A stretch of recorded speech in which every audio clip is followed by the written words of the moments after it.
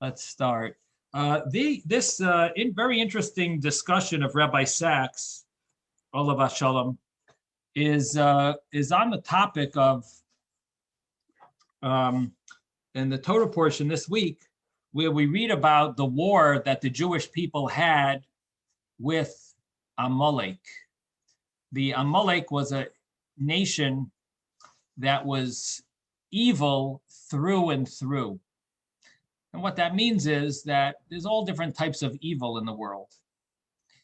And there's many evil people that they're not out to get you. They're just out for themselves, and they'll destroy some people along the way if they need to. That's one type of evil. There's many types. But then there's evil through and through. And the through and through evil is the Amalek nation. The Amalek people, they were evil through and through.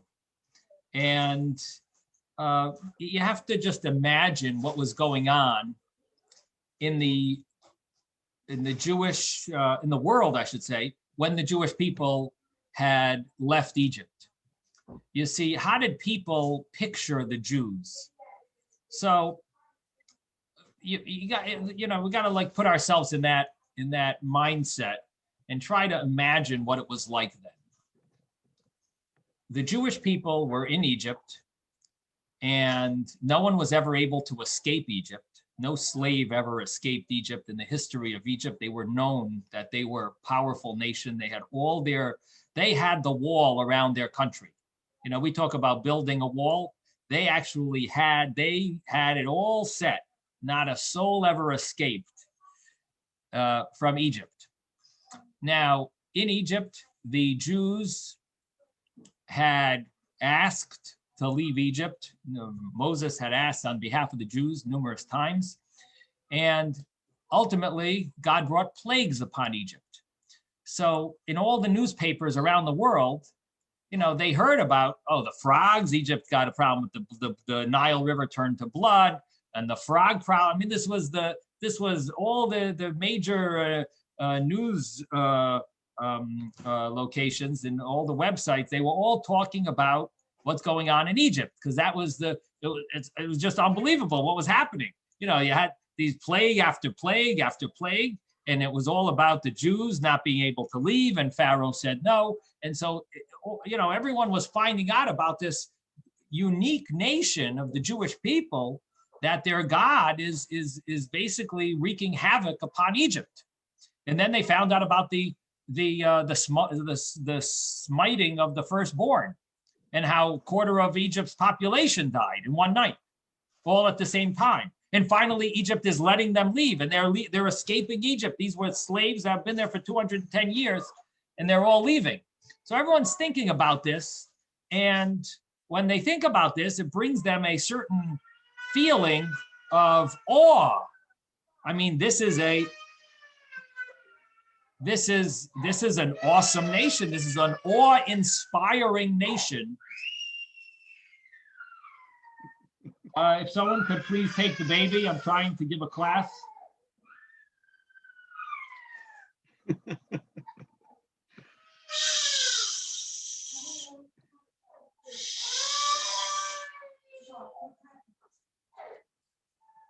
So everyone's afraid of the Jewish people. They're just, we don't want to get in their way. It's like certain times, they tell you, like, just don't touch. It's boiling.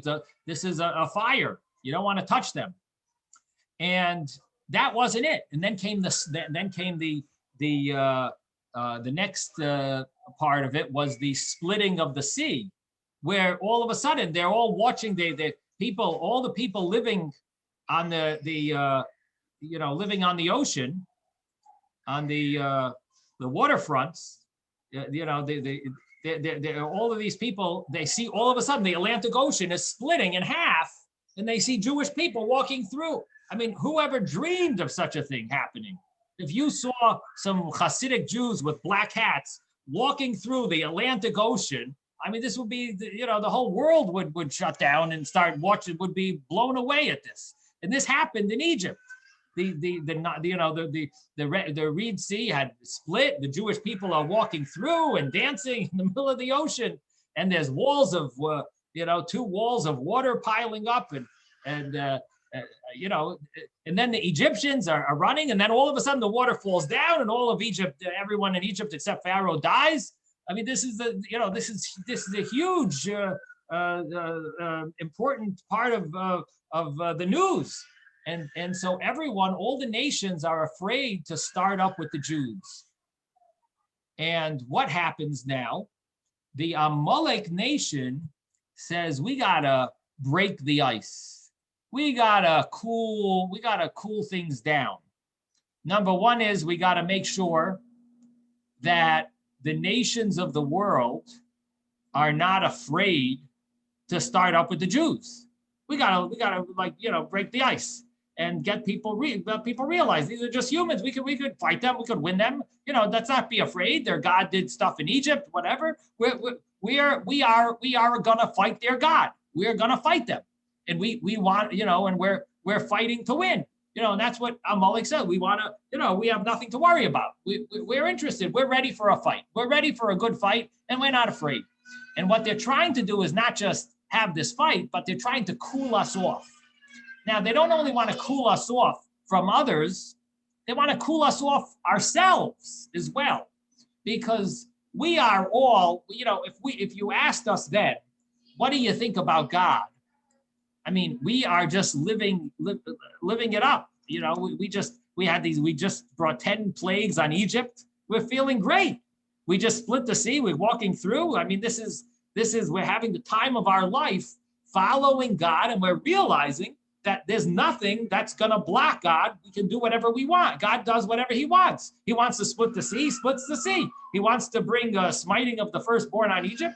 He does that. He's doing everything. Who knows what he's going to be giving us? We might be getting bars of gold soon. We might be getting these huge diamonds. Who knows what's in store? We'll be, there's going to be we're going to be getting, I mean, they just, actually at the sea, what did they take? They took all this wealth with them. They just left Egypt with all this wealth, and then at the sea, the Egyptian chariots had all these precious stones and diamonds and gold. Forget about the gold fillings that they took out of the Egyptian teeth.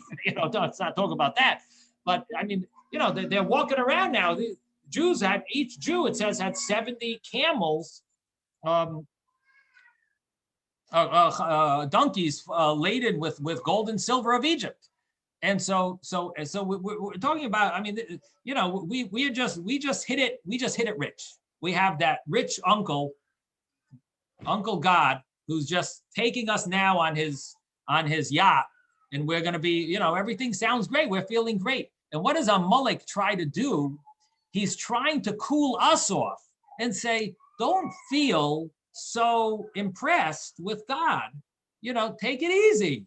You had a successful war, calm down. So you won a war. Now we're going to fight you. You'll see, you're going to lose.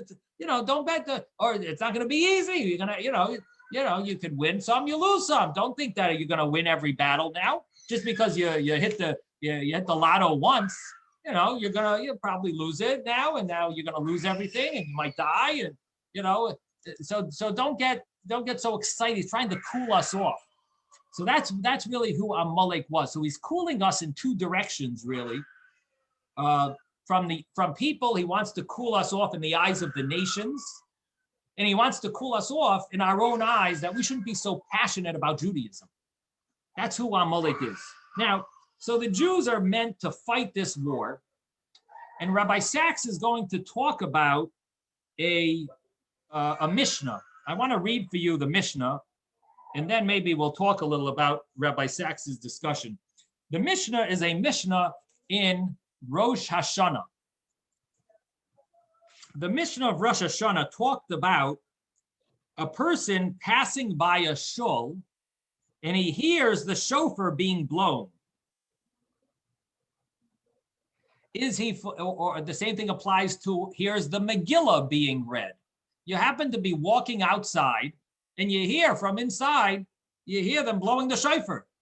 So did you fulfill the mitzvah of hearing the shofar or not. I mean, they don't see you. You don't see them. You're just hearing it. And have you fulfilled the mitzvah? So the halacha, the Mishnah says that if you have in mind to fulfill the mitzvah of hearing the shofar or hearing the Megillah, you have fulfilled the mitzvah.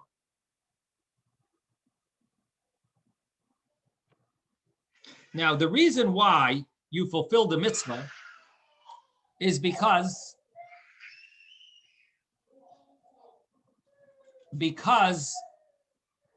the person who's reading the Megillah in shul, and the person who's blowing the shofar in shul, has in mind anyone that needs to fulfill the mitzvah will fulfill it. That's what he has in mind, that he's having in mind anyone that wants to fulfill the mitzvah.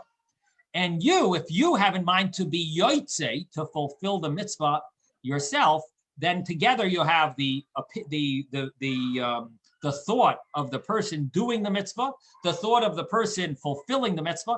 Together, both of your thoughts work together that make you fulfill the mitzvah of hearing the shofar or hearing the Megillah. So you have to have in mind. That's the conclusion of the Mishnah. And what comes out is that if you have two people walking together and one has in mind to fulfill the mitzvah, the other guy is just walking and not really thinking about fulfilling the mitzvah, and you both, continue walking, and then one of them says, oh, I got to go to shul. I didn't hear the shofar yet. And the other guy says, I just heard it. I had in mind. Like, you can have one guy who heard it and fulfilled the mitzvah. The other guy heard it, didn't get the mitzvah. He's got to go back to shul now to go hear the shofar again. So you can have, it depends on your intent. That's the first Mishnah. And then comes what my purpose of bringing this is really the next part. But Will, you wanted to say something. Am I mute? Let's see. No, I hear you. What about somebody who hadn't thought about it, but once he hears the shofar, he first remembers that he should be doing this? But it's too late. You have to prepare yourself first. Right. After you got to make sure. Note, you say, "Oh, I forgot, but now I remember." That's no good. No. Before the beginning of the blow, you have to have in mind. Okay. Okay. Yeah, the anticipation. The anticipation. Or at least at the same time as the blow is going, I'm fulfilling the mitzvah. No, I think of the guy who hadn't thought about it until he hears it. Right. No. Yeah, it would seem that he misses out on the first half of the blow.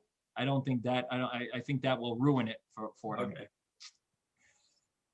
Now, however, I should say that there are numerous shofar blowings throughout the prayers. So he possibly could catch up on some of the blows if he waits a little longer outside the shul, and during the Musaf Shemona Esrei, he could catch up on some, if whatever few he missed, he could catch up on them. Okay, yeah, Miranda, yes. Yeah, what if you have the intention of hearing a shofar blowing, but they blow it 10 minutes earlier than you expected and you don't make it to hear it? Still can't. You have to actually hear it. You have to hear it. Okay. You got to hear it. Yes, Ben. But Rabbi, on the Megillah, it takes a while to read it. You have to stand there and listen to the whole Megillah. It's not just hearing something from the Megillah, right? Now that's and on the shofar, how can you predict when they're going to blow the shofar inside? By standing outside, you really can't predict it. Well, you do hear some of the prayers beforehand. You hear them say some of the blessings. You're walking by and you hear them say the blessing on the shofar. So that allows you to. The window's obviously open. You're hearing the shofar, so you're hearing the blessings to be as well. very close. If you're walking right by on the sidewalk, you should be able to hear if you hear the shofar, you're hearing the blessings. So that hearing the blessings gives you a moment of notice in advance. But you're right, you're going to have to sit there for a while to stand there for a while till they finish blowing. It's 30 blasts. The initial blowing of the shofar sturdy blast, depending on how professional the shofar blower is. And, you know, could be 5 minutes, it could be 30 minutes, you know, you never know what it's gonna be. I've heard places where the guy's struggling throughout the whole shofar blowing, and I've heard them go fast, like, you know, with no interruption at all. And But it the just goes Megillah is long, so it's still possible that he's walking by the shul, and the thing is that he really wants to hear it and fulfill the mitzvah, and he hears them here that say the blessing, and he says, you know what, I'm not even going to walk in, because if I walk in, I'm going to miss out while I'm walking. Let me just sit here where I am, right by the window, and listen to the Megillah and do nothing else but pull it up on my phone so I can follow word for word, and just sit here and listen. In the meantime, he did not show his face in shul. The chazan doesn't see him, but he can fulfill the mitzvah if he's listening outside in the shul, because the person who's reading in the shul is having in mind everyone who's listening. So anyway, so that's the first Mishnah here. It's in chapter 3, Mishnah 7, and then comes Mishnah 8, which is a continuation. And talking about intent, so comes the next Mishnah. The Mishnah in Rosh Hashanah, it says that the verse in our parsha, as Moshe lifted up his hands, the Jews were successful. And when his hands went down, Amalek was successful. It's in the Chumash chapter 17. So the Mishnah asks, is it the hands of Moses that does the war or breaks the war? In other words, is Moses the one causing us to win the war by lifting up his hands, or causing us to lose the war by his hands being tired and him lowering his hands? Is that what's really making us win or lose? Rather, it means to say, when the Jews are looking up towards heaven and they subjugate their heart to Hashem in heaven, they won. And if not, they lose. Similar to this idea, it says, make for yourself a serpent and place it on top of a pole, and anyone that is bitten, he will look at it and he will live.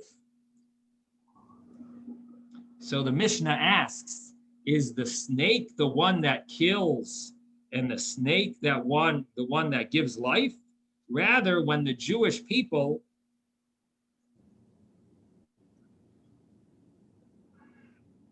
then they look up to heaven and they subjugate their heart to Hashem, they would get healed.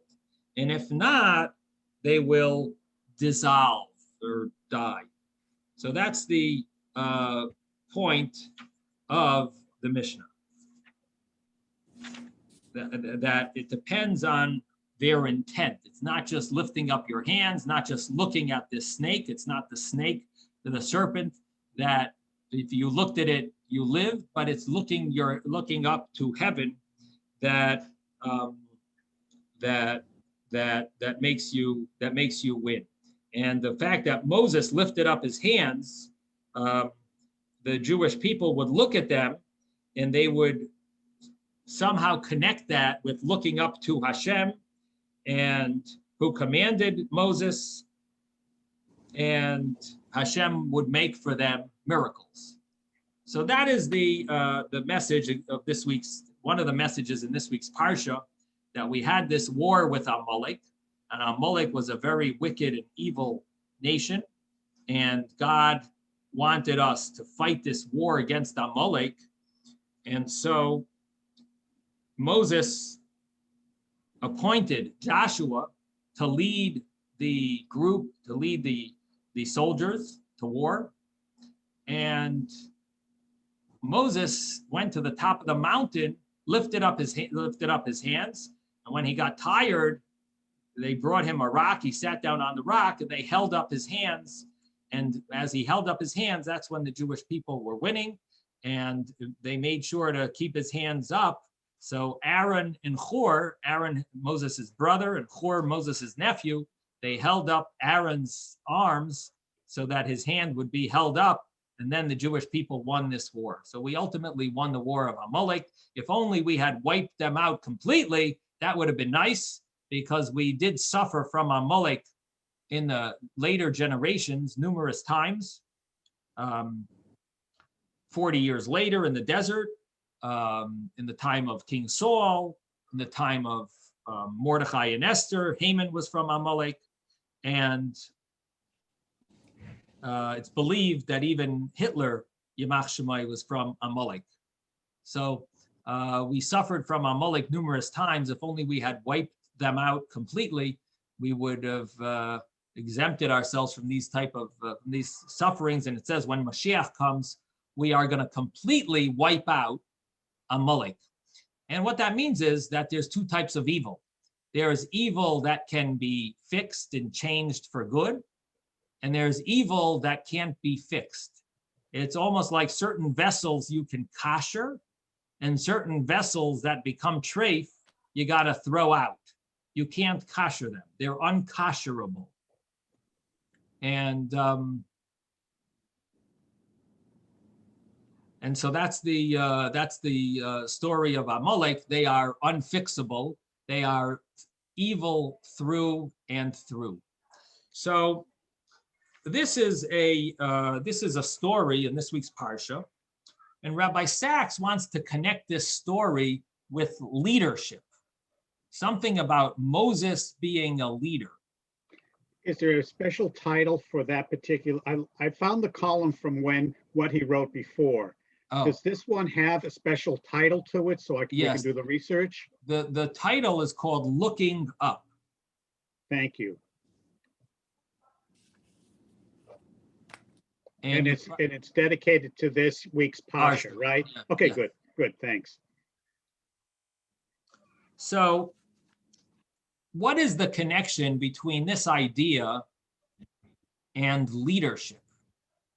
So the first thing is that Rabbi Sachs makes an observation. He says that until the Jewish people passed through the Sea of Reeds, we did not have to do much ourselves. We were following God. Whatever God said, we just followed. We just sat along and traveled along and let God do all the handling, all the dealings, all the challenges. We just let him, we left it in his hands, and we just sat back, so to speak, in the back seat. And Hashem was the driver, and he drove us along. Now, after we went through the Sea of Reeds, we crossed the Sea of Reeds, everything seemed to have changed. And the reason how do we see that is because all of a sudden, God tells Moses, and Moses tells Joshua, choose for us men and prepare for battle against Amalek.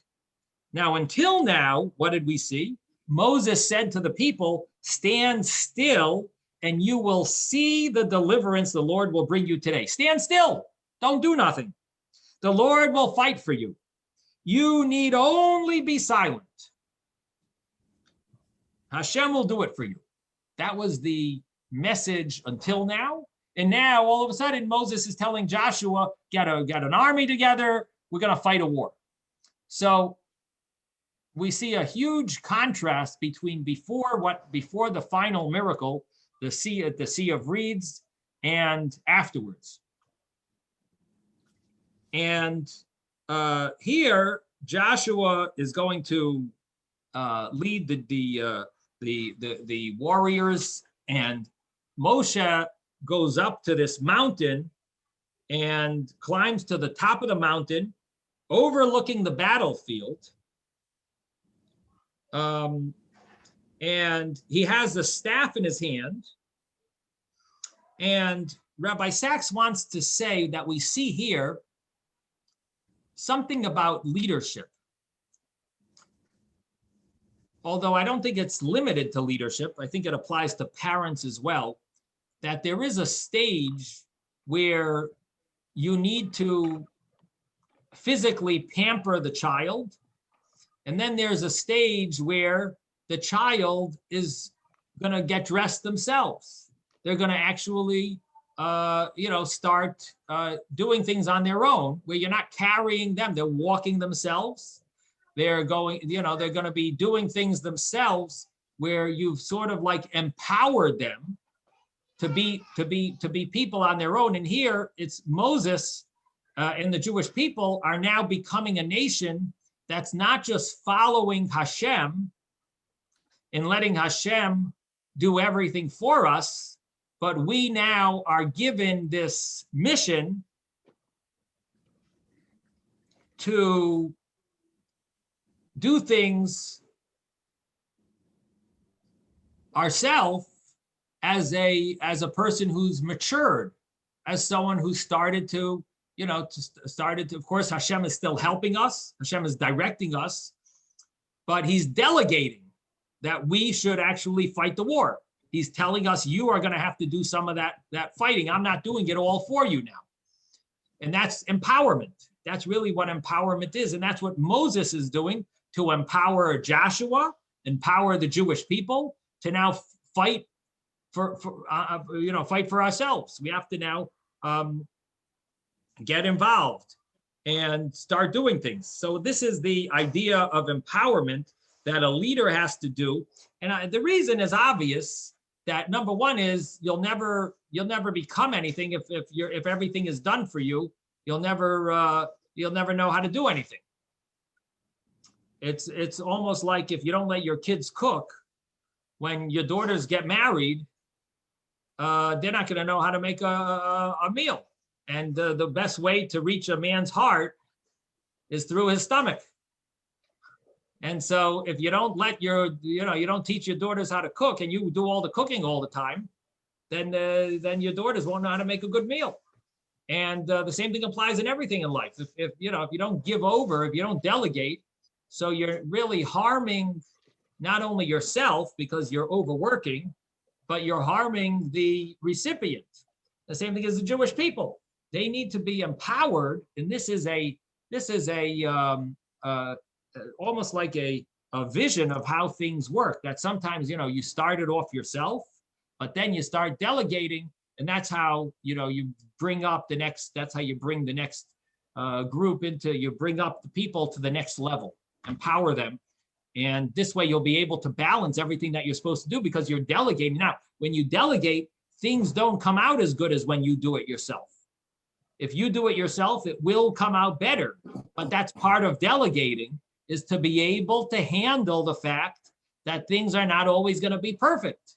And you still have to delegate, even though it'll come out better if you did it yourself. Rabbi Sachs doesn't talk about this, but that's part of life.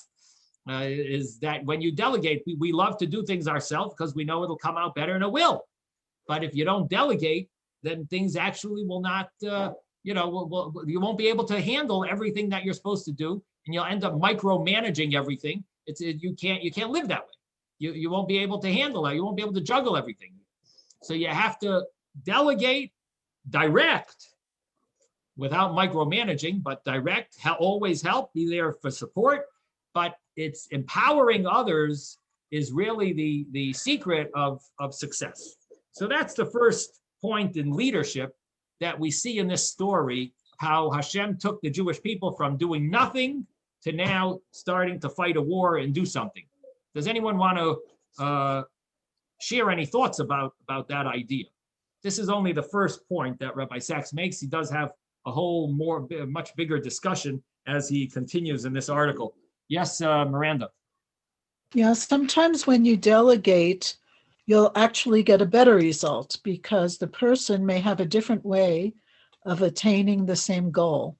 Sometimes it's not perfect. I mean, sometimes they miss a step or something and you have to correct, but sometimes there's a different way to do things and actually can come out, wow, I didn't think of that. That's kind of cool, kind of an idea. I've kind of had that experience. Yeah, it sounds like you're an experienced delegator. Well, very nice, Miranda. Very, very nice. I am glad to hear that. Good point. Very good point. Robert. Well, we were slaves in Egypt. Then we go through the parting of the Red Sea, and we're going through a transition. And then from there, Moses takes us to the wilderness. And part of it is that we have to start figuring out how to essentially plan our lives, because prior to that, we were taken care of, either willingly or unwillingly, and finally leaving. So this is part of our maturation or our experience in more practical skills and in the evolution of the tribe Israel. So Right. Again, it's what's happening to us as we go through the different stages of life or freedom, as again, chatteled individuals. Right, exactly. This is exactly the point. Yes, good way of expressing it. Thank you. Okay, any other thoughts on this? Fine, let's continue with Rabbi Sachs's discussion. And now he takes us to this Mishnah in Rosh Hashanah that we just studied. And he says that there are two ways of looking at this staff. See, Moses, the verse says this is the verse. As long as Moses held his hands up high, again, he had his staff in his hand, and as long as he held his hand high, the Israelites prevailed. But when he let his hands down, the Amalekites prevailed. When Moses' hands became weary, they took a stone and placed it under him so that he would be able to sit on it. Aaron, Moses' brother, and Hur, Moses' nephew, then held his hands, one on each side, and his hands remained steady until sunset. So those are the two verses that talk about this war and how the Jewish people won the war by holding up Moses' hands. Moses initially was holding them up himself, and then his helpers, they held up his hands for him, and as long as they stayed up, we won. So Rabbi Sachs says you could read this in two ways. There's the staff in Moses' raised hand, which had performed miracles in Egypt and at the sea. That it might be a sign that the Israelites' victory was a miraculous one. Alternatively, it might simply be a reminder to the Israelites that God was with them, giving them strength. So he sees this passage as two options. What is the sign of Moses holding up his hands with his stick, with his staff? What does that symbolize? Is it a symbol that God is giving him strength, or is it the miracles that his staff is able to perform? And he says, you see from the Mishnah that the Mishnah says, did the hands of Moses make or break the course of war?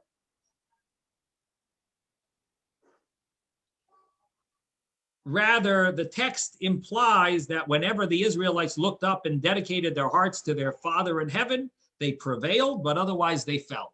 So the Mishnah said that it's all because they're looking up to heaven, to Hashem. They're acknowledging it's not Moses' staff that's performing this miracle. It's not Moses' hands that are performing this miracle. It's simply reminding the Israelites that they have to look up to heaven. Their faith gave them the confidence and courage to win.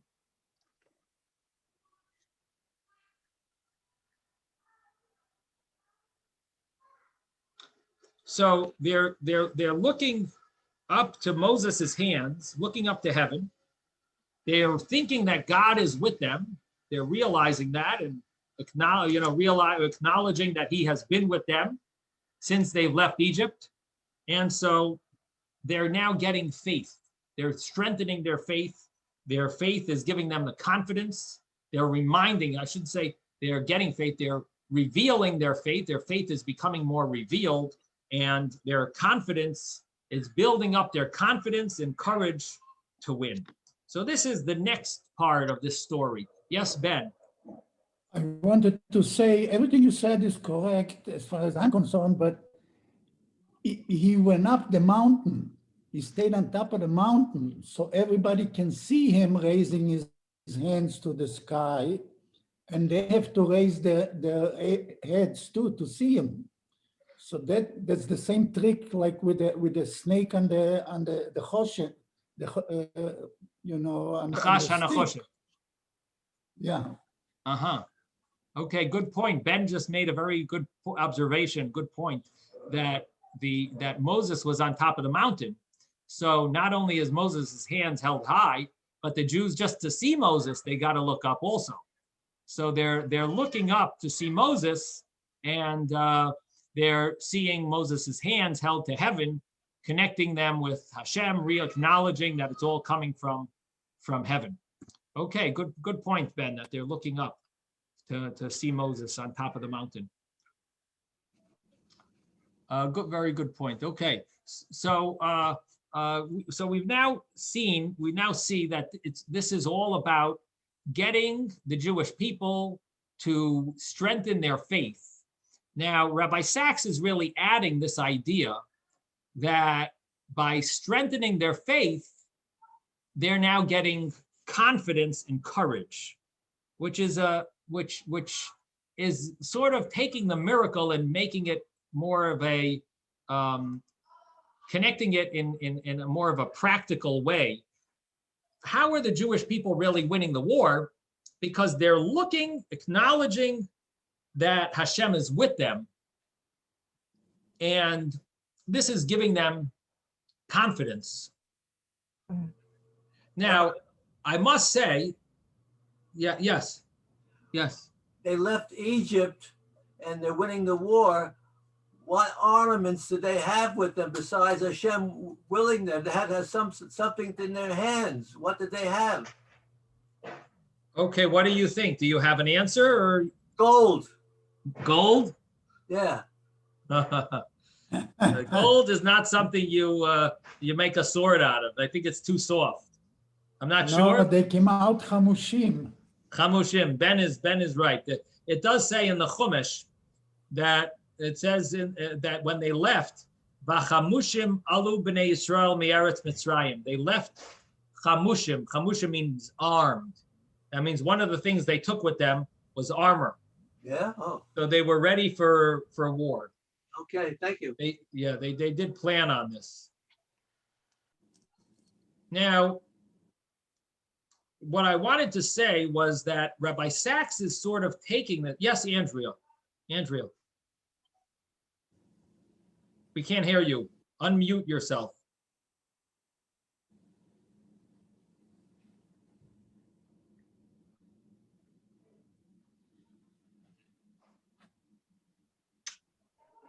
We can't hear you. You must be able to, you got to press a button to unmute yourself.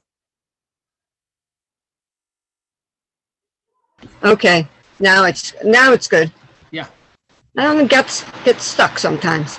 I had read this portion this morning actually, and when the Red Sea closed, all of the chariots, everybody got drowned other than Pharaoh, as you said, and Hashem had all of the chariots come up to shore, not only the bodies to show the Jews that they were dead, but also the chariots, and they were allowed to loot the bodies and whatever. So maybe they got a bunch of weapons there as well. Uh-huh. That's an interesting point. Good point. David, did you hear what Andrea said? Now, this is in addition to the fact that they brought armor with them. They might have gotten some stuff from the Egyptians at the sea. Good point. Very good point, Andrea. Okay, thank you. Any other thoughts over here? Did anyone want to say something? So I was trying to mention that the way you simply learn this is that Moses held up his hands to heaven, and the Jews were winning. And the Mishnah says, well, it's not exactly by him holding up his hands to heaven. It really means that we were subjugating our hearts to Hashem, so we were winning. What does that really mean? How did we actually win? Because we're looking towards Hashem. So the simple understanding, I think, is that you dive into Hashem, you trust in Hashem. Hashem makes a miracle for you. Rabbi Sachs is taking it a little more on a more practical level rather than a miraculous level, and he's saying that it's you looking up to Hashem, acknowledging that Hashem is with you, and that's giving you courage to fight the war. So he's sort of taking it a little more practical than the simple meaning of it. Do you see where I'm getting at? That he is changing the simple understanding here to make it more that he's not minimizing the fact that you're getting faith, that your faith is becoming more revealed. You're acknowledging that Hashem is with you. He's been with you in the past. He's been with you, and helped us get out of Egypt. He's continuing to be with you, and you're acknowledging that, you're subjugating yourself to Hashem, and now you are getting that confidence and courage to win. So, to me, I'm not sure if I agree with that point. That did you need more courage to win? I think maybe the Jews had the courage. They needed God to be helping them, so to speak, to make it happen. But they had the courage. Rabbi Sachs is bringing out this idea that maybe their faith now is giving them the confidence and courage to win, which I would possibly take issue with. Yes, Robert. Well, maybe it's a process of going through empowerment for the Hebrews. Again, they're going through transitions. Moses goes up to the mountain. They're looking up to him. He's looking up to Hashem. And the Jews have a sense of not that they're on their own, but they have to start looking forward for their destiny. They have the armament from those, who had fallen, and they're going to be moving. They don't know what's ahead of them. And so they have to have some kind of empowerment or a sense of confidence that they've gone so far and they'll be going further, beyond where they are now, not knowing what's ahead of them. And consequently, if not consequently, feeling better, since look what's been accomplished for them and on their behalf. And right, now let me just cut you off. So are you saying it's in a miraculous way or it's in more of a practical way? How are they winning this war now? Because they're looking up. It's a combination of both. Both, a combination of both. It's a believing in a God, right, but also realizing they have a responsibility for their future. Okay, but that's what Rabbi Sachs is saying. Yeah, but in different language. In different language, but he's saying that he's acknowledging that it's a combination of both. I am looking at it differently, that it's not a combination of both. They had the courage, they're ready to fight, they're fighting. Moses is lifting up his hands, they have to now concentrate on Hashem, and they will win. But not that they need the courage. In other words, you're right. I understand. No, but they developed that courage. Now they have to believe in somebody or something that's going to be there with them, if not tangible spiritually, for them to continue and succeed. Right, but so I'm taking issue. I don't know if they need more confidence. I think they need more to concentrate. It's all Hashem, and that's it. Yeah. And to me, that's really what it's saying. But Rabbi Sachs is connecting it really together with that Moses's hands are awakening awakening their faith, and they're getting confidence because of that, and that's helping them win. Now, what Rabbi Sachs brings out of this idea is that a leader not only has to empower the team,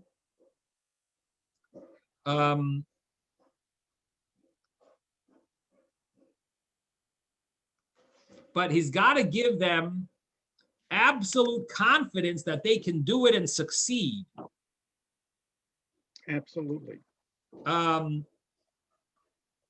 So in other words, he's not doing it himself. He's empowering them to do it. He's giving them the confidence that they can do it and succeed. The leader is responsible for their mood and their morale during a battle. They can't show any sign of weakness, even if they have it. And sometimes, like here, he sees from Moses' story, Moses became weary. He's getting tired. Now, he's not supposed to show that to the people. So all leaders have their moments of exhaustion, he says. And you need help, you need support. Even the leader needs support. But they have to hold their hands high and give that strength to the people, give off a sense of strength and power and confidence to the people. Another word for that is inspiration. They inspire, the leader inspires. I just wanted to add that. Okay, Sorry. good term. Because your leader is tired doesn't mean he's weak or she's weak, right? And because of your love for your leader, you want them to continue because you believe in them and they brought you something you've never had before. Okay. All right. And Rabbi Sachs then talks about emotional intelligence. Right. Now, the point that Rabbi Sachs makes here about giving the Jewish people the confidence, if I were to be, writing this myself or editing this, I would have said that Moses is giving them, he is inspiring them. Again, I don't know if he's giving them confidence, if they need confidence here, but he is inspiring them to subjugate themselves to Hashem. And that's part of the soul behind the war, because it is giving them the passion to want to fight this war because they're doing it for Hashem and Hashem is with them. And when they think about that, it's causing miracles to happen automatically. That's the real truth. All they need is that. That's really all it is that connection with Hashem. And that's really what's gonna make the war, make them win the war. Yes, Moshe. Rabbi, there's a combination of having emunah and achdut. It's a combination of both. They were already prepared to go to war before they even left. They already had it in them. It was already in their neshemot were ready. They were already ready for war. They were already ready to take this on, but they had to have the kind of leadership. They had to have the kind of faith, emunah. They had to have the trust in their leader. And that's where there was a lot of exhaustion on the part of Moshe Rabbeinu. I think that he trying to convince them that he was he would carry out the leadership that would get them to where they had to go. But they had to have achdut, there had to be achdut amongst them, and that took time to bring them together, and they had to have emunah, I think that had a lot to do with it, Mm-hmm. Okay, good thought, yes. So Rabbi Sachs then takes this a step further. He says there's something that's called emotional intelligence. And he says that great leaders move us. They ignite our passion, inspire the best in us. And we often think of the greatness of leaders is that they had a good strategy, they had good vision, and they had powerful ideas. But he says, you know what? There's something much more than all of those things. What's really the uniqueness, the greatness of a leader is he works through emotions. He knows how to get us inspired. He works our emotions up. It's not that he had a great strategy. It's not his great idea, his great vision. It's that he emotionally got us in the right mode. He inspired us. And he talks about then emotional settings where there's something called an emotional contagion, where emotions are sort of like they're contagious. You catch on when you're sitting in a setting. He says the leader often transmits their mood to everyone else.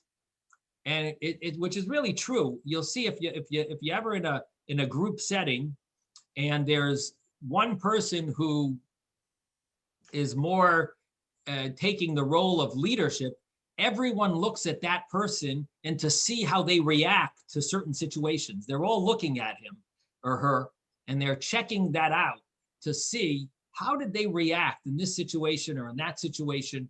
And if they laugh, then it sort of like has a domino effect on the group, and everyone seems to agree. And if they are sad, they're angry, everyone sort of takes on, they sort of like check out that person first to see how they react. They're looking at their emotional, not words that come out of their mouth, the facial expressions, different cues that they get from the way body language, their body language. Body language.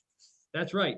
And so this, he says, is the main part of a leader, is that they share their emotions and they basically are able to inspire people. So leaders must project confidence even when they are inwardly full of doubts and hesitations. And if they betray their private fears in word or gesture, they risk demoralizing the group. There is no more powerful example than the episode with David HaMelech, King David, and his son Avshalom. This is a very sad story where King David's son, Avshalom, who my understanding is that he had a lot of anger inside him because his sister was raped, and he sort of felt a little, he felt that it's King David's fault, his father's fault. He also felt that he's one of the next in line to be king, maybe because his brother that was older than him, Amnon, was the one who raped his sister, so he doesn't deserve to be king. And he felt he's a prince. And King Solomon, his mother was Bathsheba, who was the one who King David sinned with, so he shouldn't be king. So for whatever reason, he had anger at King David. He also felt that he deserves to be king, so he decided to make now it doesn't say this, I'm sharing with you my thought but what it does say is that he started a revolt against his father, and there was a major war. People took sides. He was a brilliant guy. He knew how to get all the rabbis on his side. He convinced people that they should join him, and unbelievable talent he had and charisma to be able to just pull all these powerful people to his side to agree with him. He ended up, his father had to run away from the palace, and he's chasing his father to kill him. And the whole Jewish people are in a state of, so many people took the side of Avshalom, and even the people that were with King David, they weren't sure if they were going to live. Anyway, ultimately, the people with King David miraculously won over Avshalom, and they ended up killing Avshalom while they were, they were shooting to kill, and they did. They ended up killing him.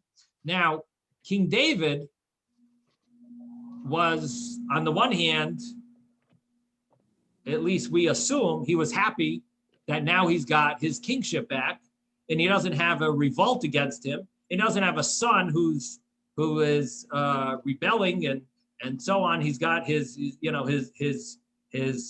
kingdom now is sort of back in one piece. But on the other hand, he's mourning over his son, who he obviously had a tremendous affection for, and he can't stop mourning. He's bringing himself into one of the deepest depressions in his life. He is so depressed that they killed Avshalom. Why couldn't they have just taken him? Why did they have to kill him? And so King David is very grief-stricken, and instead of when they finish this war, everyone is looking at King David for some appreciation. They just risked their lives to fight this war to save King David's life. They were putting their life on the line to save King David. And now what is King David doing after they won? He's not thanking anyone. He's not happy. They're looking for that smile. They're looking for that, oh, we just helped the king. The king is now smiling at us. What is the king doing? He's grieving.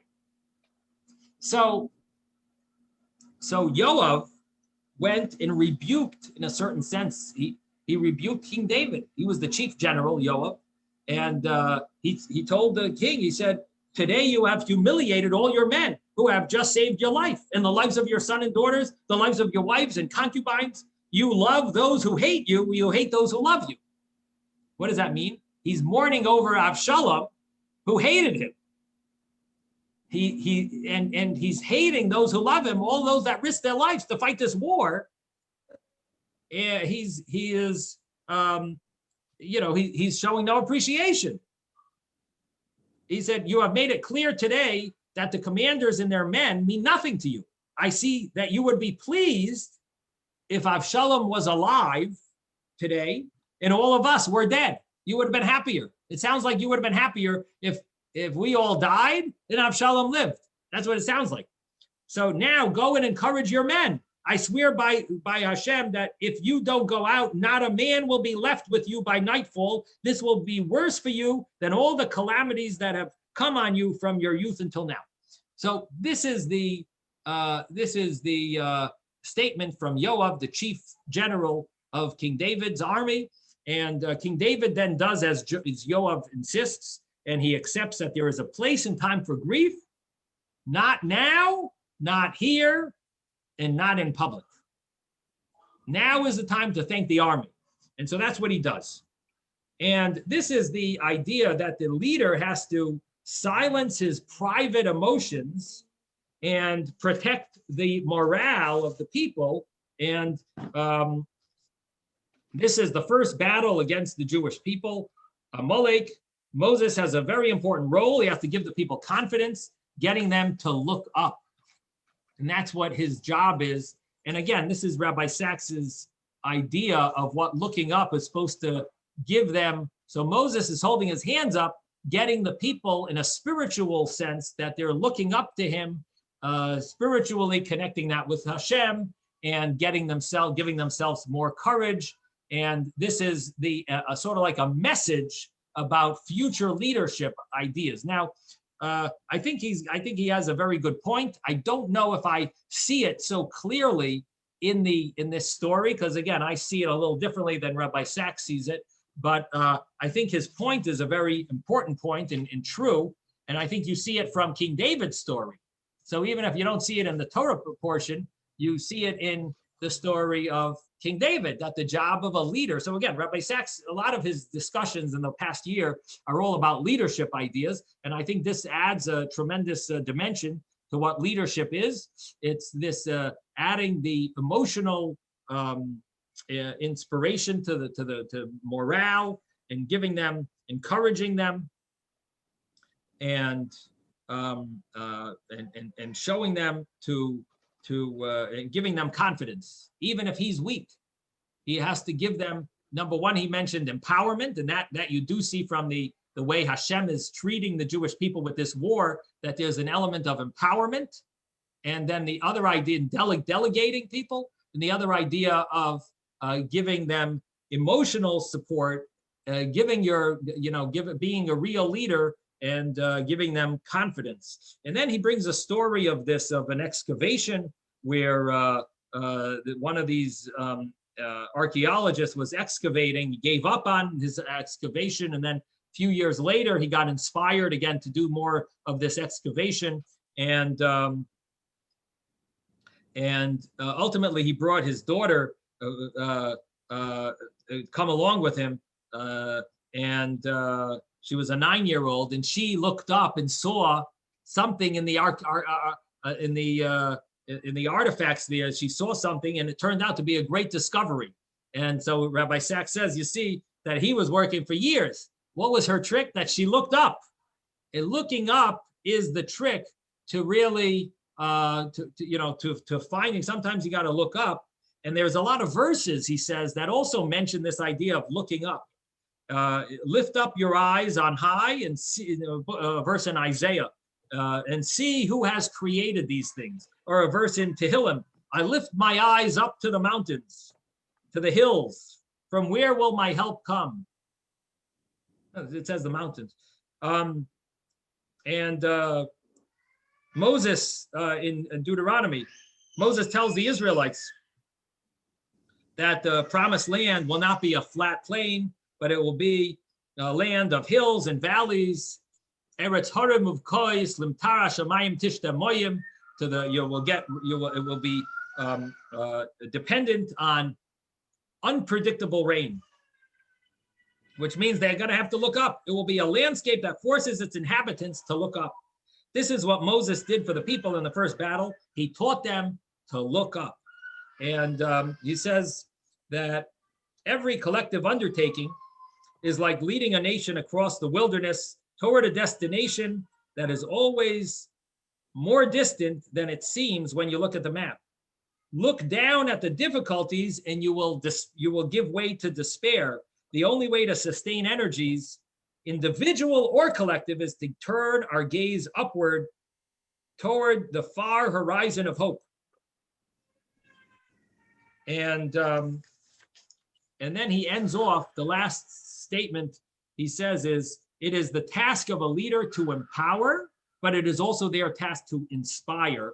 That is what Moses did when at the top of the hill, in full sight of the people, he raised his hands and his staff to heaven. When they saw this, the people knew they could prevail, not by might nor by power, but by my spirit, says the prophet. Jewish history is a sustained set of variations on this theme. A small people that in face of difficulty continues to look up will win great victories and achieve great things. So that's Rabbi Sacks's essay. If anyone wants to ask any questions, you may now. Any thoughts? Good job, Rabbi. Thank you. Okay, well, I guess All right. that's you have what to think about.